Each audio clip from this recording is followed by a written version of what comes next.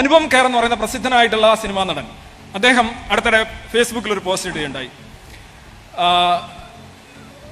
ബംഗ്ലാദേശിലെ റോഹിംഗ്യ മുസ്ലിങ്ങളുടെ പ്രശ്നം വലിയ വലിയ തോതിൽ ഈ മീഡിയ ചർച്ച ചെയ്തുകൊണ്ടിരിക്കുമ്പോൾ ഇദ്ദേഹം പറഞ്ഞു, നിങ്ങൾ എന്തുകൊണ്ട് ഇത് മാത്രം ചർച്ച ചെയ്യുന്നു? നിങ്ങൾക്ക് വികാരങ്ങളും വിചാരങ്ങളും ഒക്കെ ഭയങ്കരമായ ഉന്നതാവസ്ഥ പ്രാപിക്കുന്നു. ഇന്ത്യയിലെ കാശ്മീരി പണ്ഡിറ്റുകളെ സ്വന്തം ദേശത്ത് നിന്ന് അൺസെറമോണിയസ് ആയിട്ട് തൂത്തെറിഞ്ഞപ്പോൾ, ആയിരക്കണക്കിന് ആൾക്കാരെ കൊന്നപ്പോൾ, ലക്ഷക്കണക്കിന് ആൾക്കാർ ഇപ്പോഴും ക്യാമ്പുകളിൽ സ്വന്തം രാജ്യത്ത് തന്നെ അഭയാർത്ഥികളായിട്ട്, ഇന്ത്യക്കാരായിട്ട് ഇന്ത്യയിൽ തന്നെ അഭയാർത്ഥികളായിട്ട് കഴിയുമ്പോൾ ഉയരാത്ത നിങ്ങളുടെ രക്തത്തിന്റെ മർദ്ദവും ചൂടുമൊക്കെ എന്തുകൊണ്ട് റോഹിംഗ്യ മുസ്ലിങ്ങൾക്ക് വേണ്ടി ഉയരുന്നു എന്നുള്ളൊരു ചോദ്യമാണ് അനുപം ഖേർ ഉന്നയിച്ചത്. അതിന് അദ്ദേഹം കുറെ പടങ്ങൾ പോസ്റ്റ് ചെയ്തു. 1990-കളിൽ കാശ്മീരി പണ്ഡിറ്റുകളെ കൊലപ്പെടുത്തിയത്. കാശ്മീരി പണ്ഡിറ്റുകൾ എന്ന് പറയുമ്പോൾ ഞാൻ സിമ്പിളായിട്ട് പറയാം, അവർ പ്രധാനമായിട്ട് കാശ്മീരിലുണ്ടായി, ജമ്മുവിലല്ല, കാശ്മീരിലുണ്ടായിരുന്ന ഏതാണ്ട് 4% വരുന്ന ഹിന്ദുക്കളുടെ ഒരു പ്രധാന ഭാഗമായിരുന്നു. അവരൊരു എത്തനിക് മൈനോറിറ്റിയാണ്. അവരുടെ ചരിത്രം പരിശോധിക്കുകയാണെന്നുണ്ടെങ്കിൽ ഏതാണ്ട് 5000 വർഷങ്ങളായിട്ട് അവരുണ്ട്. കാശ്മീരിലെ മുസ്ലിങ്ങളുടെയും കാശ്മീർ പണ്ഡിറ്റുകളുടെയും DNA പരിശോധിച്ച് കഴിഞ്ഞാൽ ഏതാണ്ട് ഒന്ന് തന്നെയാണ്. അവരൊറ്റ എത്തനിക്കലി ഒന്ന് തന്നെയാണ്. പക്ഷേ അവർ 2 കഥകളിൽ വിശ്വസിക്കുന്നത് കൊണ്ടാണ് ഈ പ്രശ്നങ്ങളെല്ലാം ഉണ്ടാകുന്നത്. അവർക്ക് 2 തരം കഥകളാണുള്ളത്. ഈ കഥകളുടെ പേരിലാണ് ഈ 4% വരുന്ന ഹിന്ദുക്കളിൽ ഒരു നല്ലൊരു വിഭാഗം കാശ്മീരി പണ്ഡിറ്റുകളാണ്. 1990-ലാണ് 1987 മുതലാണ് പാകിസ്ഥാനിൽ മിലിറ്റൻസി തുടങ്ങുന്നത്. ഉഗ്രവാദം എന്നൊക്കെ നമ്മൾ പറയും, ഭീകരവാദം. അതൊരു 87-ലെ ഇലക്ഷൻ റിഗ് ചെയ്തു എന്നുള്ള ആരോപണത്തെ തുടർന്നാണ് തുടങ്ങുന്നത്. അതിനുശേഷം ആദ്യമായി ടാർഗറ്റ് ചെയ്യപ്പെടുന്നത്, ഒരുപാട് പേരെ കൊല്ലുന്നുണ്ട്. ലഷ്കർ ഇ തോയ്ബ, ഹിസ്ബുൾ മുജാഹിദീൻ, അങ്ങനെ കുറെ സംഭവങ്ങളുണ്ട്. ഇവർ വന്ന ആളുകളെ വെടിവെച്ച് കൊല്ലുന്നു. ഇന്ത്യൻ സൈന്യം അവിടെ ചെല്ലുന്നു. ഇന്ത്യൻ സൈന്യം അവിടെ ഓൾറെഡി ഉണ്ട്. പിന്നെ ഇന്ത്യൻ സൈന്യത്തെ സംബന്ധിച്ചുള്ള മനുഷ്യാവകാശ ലംഘനങ്ങൾ സംബന്ധിച്ചുള്ള പ്രശ്നങ്ങൾ. കാശ്മീരി പണ്ഡിറ്റുകളോടെ വാലി അല്ലെങ്കിൽ താഴ്വര വിട്ടുപോകാൻ അവർ ആവശ്യപ്പെടുന്നു. അവരുടെ വീടുകളിലേക്ക് കൊണ്ടുവന്ന് അവർ കത്തയക്കുന്നുണ്ട്. ജീപ്പുകൾ കെട്ടി, ലോറികളിൽ കെട്ടി പറഞ്ഞു പോകുന്നുണ്ട്, ഇത്ര ദിവസത്തിനുള്ളിൽ നിങ്ങൾ വിട്ടൊഴിഞ്ഞു പോകണം. അതായത് ഈ പണ്ഡിറ്റുകൾ എന്ന് പറഞ്ഞാൽ ശരിക്കും ദരിദ്ര വിഭാഗമൊന്നുമല്ല.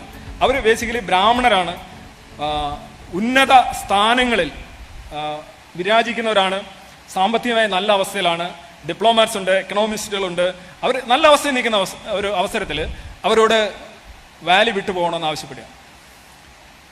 കുറെ ഭീഷണികൾ നടത്തി, കുറെ പേര് വിട്ടുപോയി. പക്ഷെ ഒരു രാത്രിയിൽ നരനായായിട്ട് തുടങ്ങുകയാണ്. വീടുകളിൽ ചെല്ലുന്നു, നിരത്തി നിർത്തി വെടിവെച്ച് കൊല്ലുന്നു. അതിന്റെ കുറെ ചിത്രങ്ങളൊക്കെ അന്ന് പുറത്തു വന്നതാണ്. അന്ന് ഏതാണ്ട് 2.5 ലക്ഷം വരുന്ന 2.5 ലക്ഷം മുതൽ 3 ലക്ഷം വരുന്ന കാശ്മീരി പണ്ഡിറ്റുകളാണ് ഏതാനും ദിവസങ്ങൾക്കുള്ളിൽ കാശ്മീർ വാലി വിട്ടിട്ട് ജമ്മുവിലേക്കും ഡൽഹിയിലേക്കും മുംബൈയിലേക്കും പോകുന്നത്. അവർ കഴിഞ്ഞ 26 വർഷമായിട്ട് ഇന്ത്യയിലെ വിവിധ ഭാഗങ്ങളിൽ ഷെൽട്ടറുകളിൽ താമസിക്കുകയാണ്, അഭയാർത്ഥികളായി, ഇന്ത്യക്കാരായിട്ടുള്ള ജനം. ഇത് നമ്മൾ വിസ്മരിക്കാൻ പാടില്ലാത്തൊരു കാര്യമാണ്. ഞാൻ പറഞ്ഞു, കാശ്മീരി പണ്ഡിറ്റുകളുടെയും കാശ്മീരിലെ മുസ്ലിങ്ങളുടെയും DNA പരിശോധിച്ചു കഴിഞ്ഞാൽ സാരമായ വ്യത്യാസങ്ങളില്ല. ഒരു ജനത ആഫ്രിക്കയിൽ നിന്ന് വന്ന് കാശ്മീരിൽ കുടിയേറി ഒരു ജനതയുടെ ഇപ്പോഴത്തെ അവസ്ഥയാണ് ഞാൻ പറയുന്നത്, കഴിഞ്ഞ ഫോർ ദ ലാസ്റ്റ് 26. അപ്പോൾ അനുപം ഖേറിനെതിരെ ഒരുപാട് പേര് ഉറഞ്ഞു തള്ളി. എന്താണ്, ഹേറ്റ് സ്പീച്ച് നടത്തുന്നു. മറ്റൊന്ന് അദ്ദേഹം എന്താണ് പറയുന്നത്, കുട്ടികളുടെ ഫോട്ടോ ഇടുന്നു. ഈ ഫോട്ടോ ആയിരുന്നു അദ്ദേഹം ഇട്ടത്. കുട്ടികളുടെ ഫോട്ടോ ഇടുന്നു. ഇപ്പോൾ ഈ ഫോട്ടോ ഇട്ട് കഴിഞ്ഞാൽ പ്രതികാരം കൂടില്ലേ, ഇപ്പോഴാണോ ഈ ഫോട്ടോ ഇടേണ്ടത്? ഇങ്ങനെയൊക്കെയുള്ള ഒരുപാട് ചോദ്യം വെച്ച് വലിയ തോതിൽ അദ്ദേഹത്തിനെതിരെയുള്ള ആരോപണങ്ങളൊക്കെ ഉണ്ടായി. ഈ പ്രശ്നം, കാശ്മീരിലെ പണ്ഡിറ്റിന്റെ പ്രശ്നം ശരിക്കും ഒരു മനുഷ്യാവകാശ പ്രശ്നം തന്നെയാണ്. ഇന്ത്യ ചർച്ച ചെയ്യാൻ പലപ്പോഴും മടിക്കുന്നൊരു പ്രശ്നമാണ്. പക്ഷെ അത് ചർച്ച ചെയ്യപ്പെടേണ്ട പ്രശ്നമാണ്. ഇത് പണ്ഡിറ്റാണോ അല്ലെങ്കിൽ പാമരനാണോ എന്നുള്ളതല്ല. നിങ്ങൾ ജീവിക്കുന്ന വീടുകളിൽ നിന്ന് നിങ്ങൾ വൈകിട്ട് ചെല്ലുമ്പോൾ, ഈ അവസ്ഥയിൽ വൈകിട്ട് ചെല്ലുമ്പോൾ ഒരു നോട്ടീസ് കാണുന്നു അല്ലെങ്കിൽ ഒരു സന്ദേശം കിട്ടുന്നു, മണിക്കൂറുകൾക്കുള്ളിൽ നിങ്ങളുടെ വീട് വിട്ടു പോകണം. അവരുടെ വീടും കുടിലും എല്ലാം വിട്ട് തന്നെയാണ് അവർ പോയത്.